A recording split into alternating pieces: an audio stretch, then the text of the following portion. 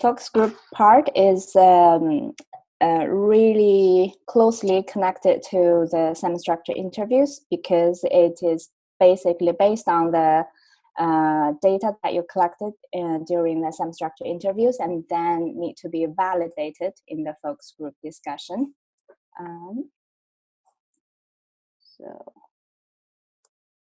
The goal.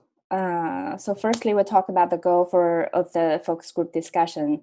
So it's really connected to the second part of the semi-structured interviews, which is on the village level, when you collect the data about changes, observed changes, and the drivers of changes. We do not connect the LICCI's adaptations here in the focus group. It's more about validating all the changes you collected in the semi-structured interviews. And also another important aspect coming out of the focus group is to identify new LICCIs that you might have missed during the semi-structured interviews.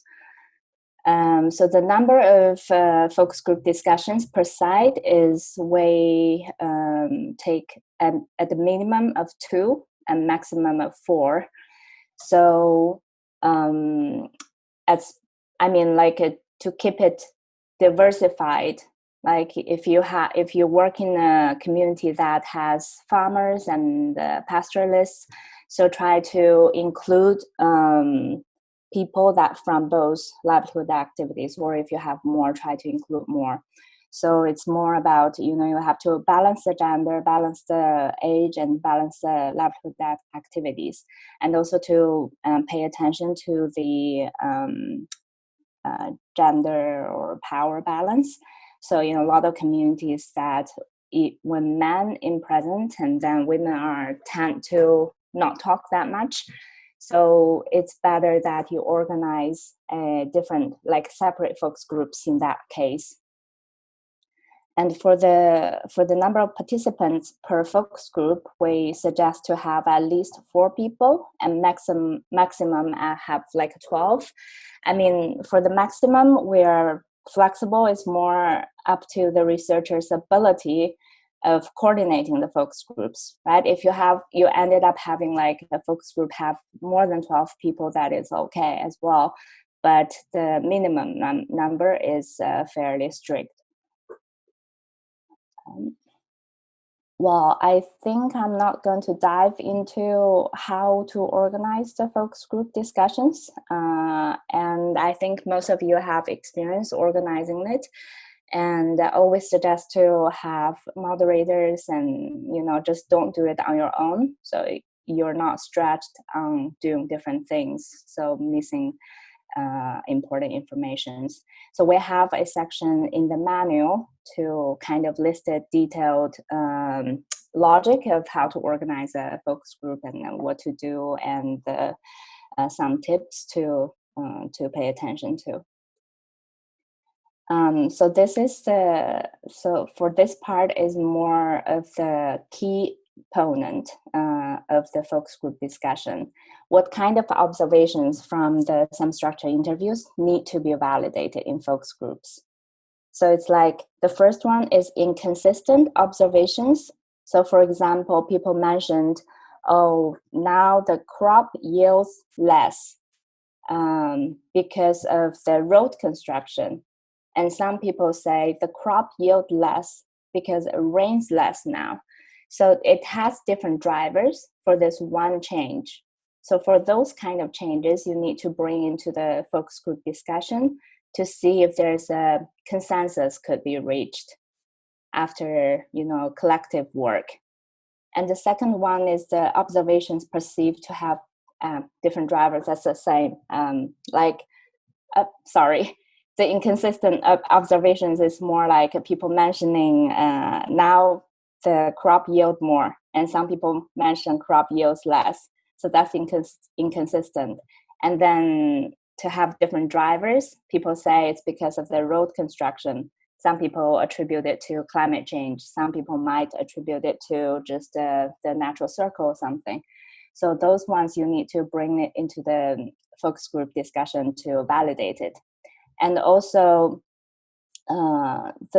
the last one is more tricky because some of the changes observed on the local level, people really don't attribute it to climate change. But from the researcher's perspective, that it's probably, or you have a strong opinion about the driver that is climate change related. So you can also bring those ones into discussion to see if people can collectively work on to reach a consensus if it's climate related or it's not, or it's both, or it's like the multiple drivers. And also about what kind of observations does not need to go to focus groups. So the observations, it falls into the climatic systems. So people mention it rains less, it's hotter, summer is hotter, and then the heat waves is longer. So those ones falls into the climatic systems. We automatically consider them as LICCI. Instead of, you don't have to bring those into the focus group discussion. And also the observations that kind of already achieved a consensus during the SSI. For example, that you interviewed 25 people for the observed changes, and 24 of them mentioned now it rains less. So for those ones, it doesn't need to be in the SSI either. We have if you go to this website, we have you can see the classification system of the LICCI based on the 4 systems and then subsystems and etc.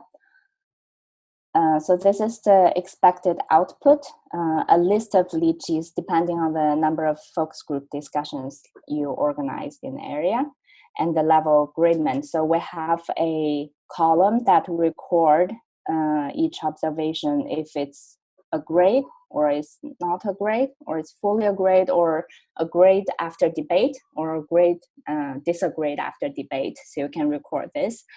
And then also, I think it's important to keep in mind that this LICCI classification, before going to the field, you kind of go through it, that has so that you'll have a sort of general idea of how we classified each of those systems. So it'll be better. I mean, saves you some time when you're doing this, coding the observed changes into LICCIs. And then we also have this direction of change. The temperature is higher, temperature is lower, something is appeared or disappeared, increase, decrease, all of this quite dichotomous directions.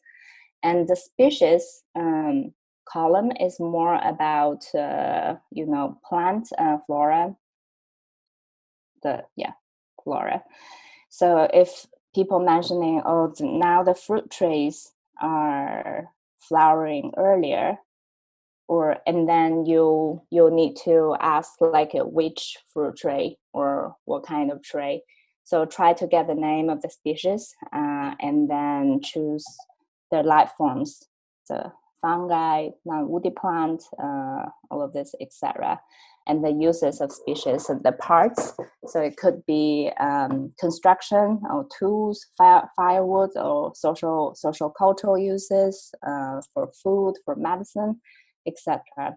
And then we'll ask you to write a page of summary in terms of more of the generalized timing and the drivers of changes, and also a brief description of how the focus group discussion proceeded, who are the participants and the gender balance. So this brief description is subject to the numbers of focus group discussions you organized. And that's all.